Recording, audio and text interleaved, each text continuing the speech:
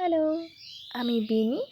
আর বিনিস bakery নামে আমার একটি চ্যানেল বা পেজ আছে, যেটিতে আমি এরকম বেকরি সংক্রান্ত কিছু টুকটাক ভিডিও ছেড়ে থাকি। তাই ভাবলাম আজ একটি ছোট্ট করে মিনি ব্লগ শেয়ার করা যাক। দেখুন, এটি কিন্তু আজকের আমার অর্ডারের একটি কেক ছিল।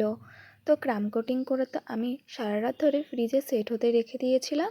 এখন আমি ফাইনালাইজিংটা করে নেব।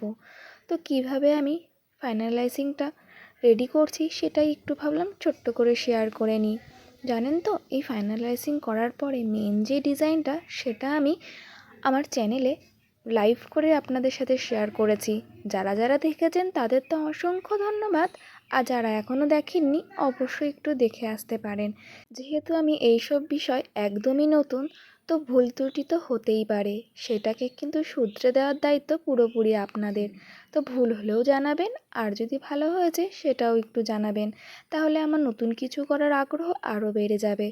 তো আমি এটাকে সুন্দর করে ইয়েলো কালার দিয়ে কভার করে নিয়েছি, আর তারপরে কিছু ডিজাইন করে নিচ্ছি। আর এই কালার কম্বিনেশনটা কিন্তু কাস্টমার দিদির প্রেফার অনুযায়ী কিন্তু আমি করে নিয়েছি। আজকে শুধু এই বেসটা কিভাবে কমপ্লিট করলাম সেটাই দেখাবো। তাহলে ভিডিওটা না এখানেই শেষ করছি। টাটা।